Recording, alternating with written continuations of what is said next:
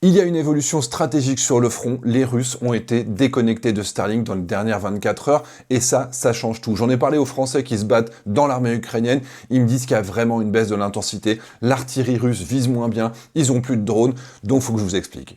D'abord, Starlink, évidemment, c'est ce réseau de milliers de satellites de communication qui ont été lancés par Elon Musk avec SpaceX. Ils offrent un bon débit, ils sont accessibles absolument partout, et au début de la guerre, Elon Musk a activé le service en urgence sur l'Ukraine avec l'envoi de milliers de terminaux, et Starlink était vraiment devenu la colonne vertébrale de l'armée ukrainienne, sachant que les communications par radio ne passent pas à cause du brouillage. L'armée ukrainienne est aujourd'hui la plus connectée au monde, devant les États-Unis, et tous les éléments de la guerre moderne se font avec une communication Internet qui passe nécessairement par Starlink en Ukraine pour l'instant.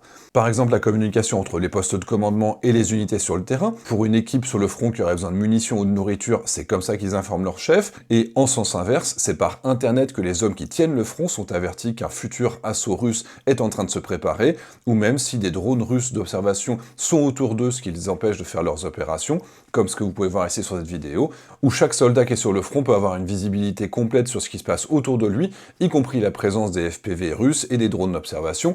Et donc évidemment, s'il y a des drones d'observation, ils peuvent pas sortir pour faire de ravitaillement ou pour lancer des drones par exemple, parce que c'est trop dangereux. Ensuite, on a aussi la remontée d'informations vers les quartiers généraux, y compris pour les capteurs qui sont déployés sur le front, comme les radars, les détecteurs acoustiques, les systèmes de guerre électronique, qui permettent de voir les missiles, d'entendre les Shahed arriver. On a aussi les remontées des vidéos et des images en temps réel pour la coordination des opérations, par exemple pour qu'un drone puisse désigner sa cible à une pièce d'artillerie, et ici c'est des images que j'avais tournées dans la brigade Anne de Kiev, j'étais sur position avec les canons César, et vous voyez qu'ils utilisent aussi, dans le quartier général, WhatsApp et Signal pour leurs échanges d'informations, et également que tous les états-majors fonctionnent avec une sorte de Google Meet avec les informations du front qui remontent directement sur ces écrans. Après, il y a toute la dimension informatique, où toutes les mises à jour des cartographies, par exemple avant d'aller sur le front, j'ai vu dans la 3e brigade, ils ont des logiciels qui s'appellent Cropiva, pour avoir la position des ennemis avant de lancer un assaut, pour prendre par exemple du renseignement sur une tranchée, toutes les informations sont téléchargées par Starlink.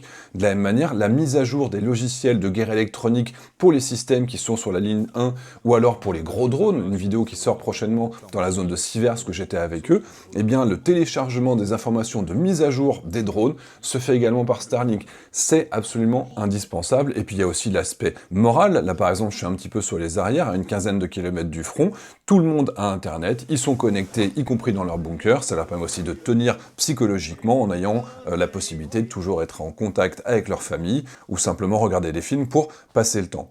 Donc, faut comprendre que en dehors de cet aspect tactique opérationnel sur le front, il y a aussi une valeur stratégique et un Starlink qui est de plus en plus installé également sur des mobiles pour en faire directement une arme, ou plutôt améliorer les armes existantes. Le premier exemple en date, évidemment, ça a été les drones navals, et ce sont ces drones qui sont pilotés par Starlink à des centaines et des centaines de kilomètres qui ont permis de gagner la bataille de la mer Noire, en guidant des dizaines de jet skis bourrés d'explosifs contre des navires russes. Ensuite, les Ukrainiens ont largement amélioré ce qui était au début une sorte de petit système de débrouille, mais globalement, c'est devenu un asset stratégique pour les Ukrainiens, si bien que les Russes ont dû se barricader dans le port de Novorossiysk. De la même manière, quand j'étais à Kramatorsk, je vous avais aussi montré les robots terrestres, comme celui-ci. Il a une mitrailleuse de calibre 12,7, il emporte le brouilleur pour éviter que les communications russes puissent passer sur les drones, et tout ça va être piloté depuis l'autre bout de l'Ukraine via Starlink, avec cette antenne qui se trouve sur le toit. Et puis également, depuis la fin de l'année 2024, les Ukrainiens ont installé de plus en plus souvent Starlink à bord de leurs drones kamikazes donc portés. Ici, on est dans des drones FP1 Firepoint, avec beaucoup de succès, comme on le voit, contre ces avions qui sont basés au sol.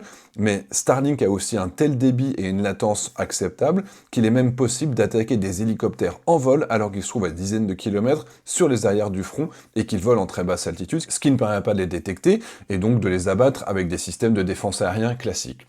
Par contre, évidemment, Starlink a des limites. D'abord, ça dépend du bon vouloir de Elon Musk. Vous vous souvenez, il s'était vanté en 2023 d'avoir empêché un Pearl Harbor russe, c'est-à-dire qu'il avait coupé Starlink pour pouvoir empêcher des dizaines de drones navals qui étaient en train de foncer sur les bateaux du port de Sébastopol, et le fait d'avoir empêché cette attaque, évidemment, il a empêché la destruction de la flotte de la mer Noire qui, aujourd'hui, continue à tirer des missiles sur les civils. Elon Musk a du sang sur les mains en ayant permis à ces bateaux russes de continuer à bombarder des civils depuis maintenant plus de 3 ans.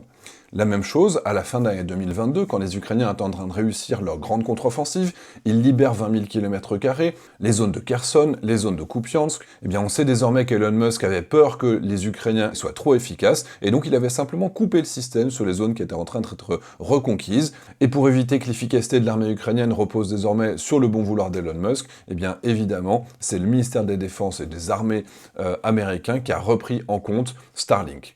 Ensuite, la deuxième limite, c'est que le service est inaccessible en Russie, mais qu'il fonctionne sur l'Ukraine, y compris sur l'Ukraine occupée. Et c'est pour ça qu'à partir de 2024, les Russes vont commencer à copier les Ukrainiens dans l'utilisation des terminaux Starlink, parce qu'ils vont réussir à en acheter en grande quantité, en contrebande, via le Kazakhstan, la Turquie, les Émirats.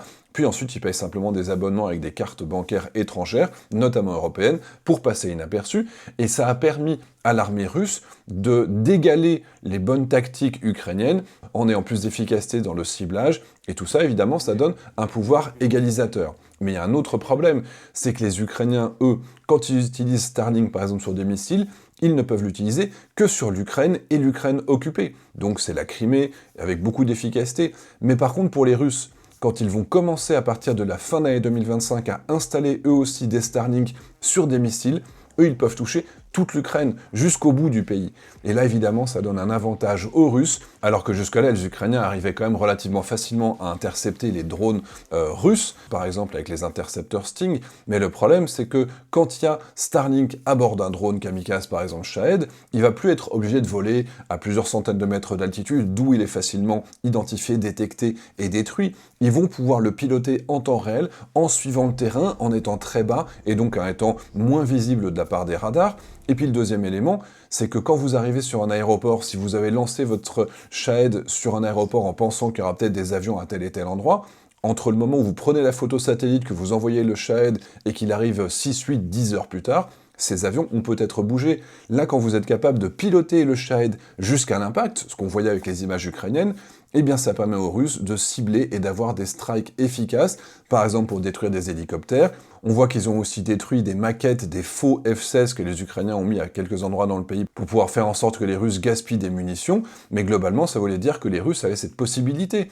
Et puis ils ont aussi utilisé des Shahed avec Starlink pour cibler des trains de passagers alors qu'ils étaient encore en mouvement, ou alors ils ont pu contourner les défenses aériennes qui étaient autour d'une centrale électrique pour pouvoir la frapper dans cette guerre de l'hiver que les Russes essaient de conduire contre la population ukrainienne. Donc là, il y avait un vrai problème, et en Ukraine, il y a eu aussi un changement du ministre de la Défense, qui était en fait l'ancien ministre de l'Innovation numérique. Et donc, il a fait appel à Elon Musk en lui disant qu'il y avait un problème et qu'il fallait absolument trouver une solution. Et ça a été très rapide, puisque tous les Starlink qui se déplaçaient à plus de 75 km/h ont simplement été désactivés. Ça veut dire que les missiles russes ne marchaient plus.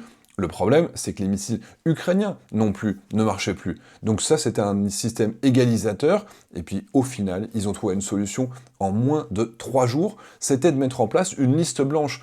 Les terminaux Starlink, il y a un numéro de série unique. Et le ministère de la Défense ukrainien, en coopération avec Starlink, a mis en place un site web dans lequel tous les opérateurs de Starlink ukrainiens peuvent simplement enregistrer leur Starlink comme appartenant officiellement à l'armée ukrainienne. Et en seulement 3 jours, tous les Starlink russes ont été désactivés. Et j'ai déjà des retours de la part des combattants francophones qui sont engagés sur le front ukrainien dans l'armée ukrainienne et qui me disent déjà aujourd'hui que l'armée russe a perdu en efficacité. Par exemple, la logistique peut mieux se passer, puisque par le passé, dès qu'une voiture ou qu'un drone terrestre amenait du matériel, il était très rapidement ciblé par les drones kamikaze FPV, puisque quand il était détecté par un gros drone d'observation, par Starlink, l'information était fournie aux équipes qui vont lancer les drones kamikaze FPV. Ils ont chacun des petites caches dans lesquelles ils vont se trouver, donc ils sont pas tous ensemble dans un gros bunker, et donc logiquement, comme les Russes n'ont plus l'information de l'arrivée de ravitaillement de véhicules qui vont se déplacer, eh bien ils lancent plus les FPV. L'artillerie russe vise plus mal. Et puis apparemment, il y a eu des premières tentatives de petits assauts, de petits raids sur des positions pour prendre du renseignement, pour prendre des prisonniers, pour récupérer des équipements. Eh bien les Russes n'étaient pas au courant qu'il y avait un assaut ukrainien qui était en train d'arriver sur un petit raid. C'était dans la zone d'Izium qu'on m'a raconté ça. Donc ça veut dire que le front change, et il change au profit des Ukrainiens, d'un point de vue stratégique, ça peut avoir un effet global, puisque là, il y avait cet alignement entre les deux armées qui étaient connectées, et du jour au lendemain, l'armée russe n'a plus cet avantage, et elle revient au niveau de l'armée russe de 2022, et on a donc de nombreux soldats russes qui partagent les messages sur les réseaux sociaux, de leur Starlink qui refuse de les laisser se connecter. Il y a le commandement qui dit clairement qu'il est désorganisé, à l'image de l'unité ouvertement néo-nazie qui s'appelle Ruzic, dont les chefs se plaignent de devoir aller en ligne 1 avec les opérateurs de drones afin d'avoir une visibilité sur la ligne de front, tandis que les soldats russes font carrément des appels à la population pour les aider à trouver des alternatives, sauf que pour lancer des centaines et des centaines de satellites comme Elon Musk, évidemment, ça se fait pas du jour au lendemain. Il n'existe pas d'alternative russe ou chinoise qui permettrait de remplacer Starlink. Il y a des projets, il y a des ambitions, mais pour l'instant, c'est absolument pas opérationnel, tel que pourrait l'être Starlink ou l'alternative européenne qui s'appelle OneWeb Eutelsat, qui n'est pas encore autant déployé, mais qui est déjà quand même le deuxième grand réseau, qui avait été utilisé d'ailleurs une fois par les Ukrainiens dans l'offensive de Koursk. Ils avaient engagé des moyens. Starlink ne marchait pas à Koursk puisque c'était sur le territoire russe, et donc il y avait eu Eutelsat OneWeb, mais c'est un petit peu moins dense, un petit peu moins efficace pour l'instant. Dans quelques années, ils ont exactement le même niveau que Starlink, mais dans l'immédiat, c'est Starlink et éventuellement OneWeb, mais par contre, il n'y a rien pour les Russes et pour les Chinois, et ça aujourd'hui, ils sont vraiment coincés. Et vraiment, sur le front, ça change tout, à tel point que certains me disent « mais les Russes vont être obligés d'accepter un cessez-le-feu maintenant parce qu'ils ne peuvent pas se permettre d'être aveugles, de ne plus être capables d'avoir le même niveau d'efficacité que de l'artillerie du côté ukrainien. » Vrai avantage stratégique, donc il faut aussi se poser la question pour nos armées, si jamais on est confronté à une armée qui a cette connectivité totale partout, sur chaque unité, sur chaque combattant, et que nous on l'a pas, ça va être un vrai problème. Que peuvent faire les Russes ? Ils n'ont pas réussi à cibler, à brouiller, à empêcher Starlink de fonctionner depuis le début, malgré des attaques informatiques, malgré des tentatives de ciblage. Le réseau Starlink, ça accroche directement les satellites, un petit peu comme des rayons laser, ça ne va pas émettre partout comme une radio ou comme un radar, ce qui fait que le signal lui-même est quand même difficile à détecter, et donc on ne peut pas positionner où vont se trouver par exemple les ennemis de cette manière-là. Donc pour les détruire, ça ne va pas.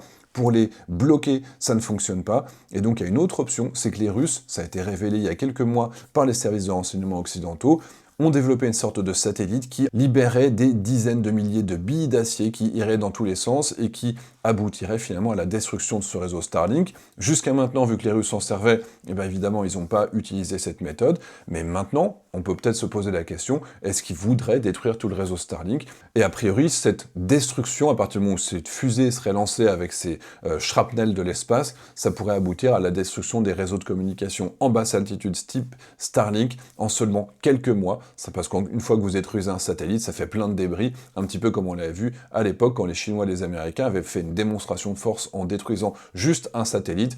Bah là, les milliers de satellites, si vous en avez quelques centaines qui cassent, évidemment, ça fait ensuite un effet boule de neige et ça aboutit à détruire toute la constellation. Et donc aujourd'hui, il y a une crainte de voir les Russes détruire Starlink de cette manière, parce qu'évidemment, il y a aussi une vulnérabilité de l'espace, simplement pour que les Ukrainiens redescendent au niveau des Russes, qui sont aujourd'hui non connectés. Voilà, j'espère que cette vidéo vous a plu. C'était une analyse de remontée de terrain direct parce que les gars sur le terrain, d'abord, ils vous remercient pour l'aide que vous leur apportez. Remercier pour votre soutien et votre aide. Et je vous remets les liens en commentaire de cette vidéo si vous voulez vous aussi les soutenir pour survivre sur le front, parce que les drones, ils continuent à arriver malgré tout, par exemple, avec les détecteurs de drones qu'on leur a fournis récemment. Et là, par exemple, vous voyez un opérateur français qui tient dans sa main un détecteur de drone et il voit l'image du drone russe qui lui permet de savoir si c'est lui qui est visé ou pas. Et puis globalement, tous les gars vont continuer à se battre. Et la guerre n'est pas finie, il faut vraiment être clair sur ça. On a de grands espoirs que ça puisse accélérer une volonté russe d'abandonner ou d'arrêter de perdre des hommes pour rien, mais on en est quand même très loin aujourd'hui, la pression doit continuer. Allez, j'espère que ça vous a plu, et je vous dis à très bientôt.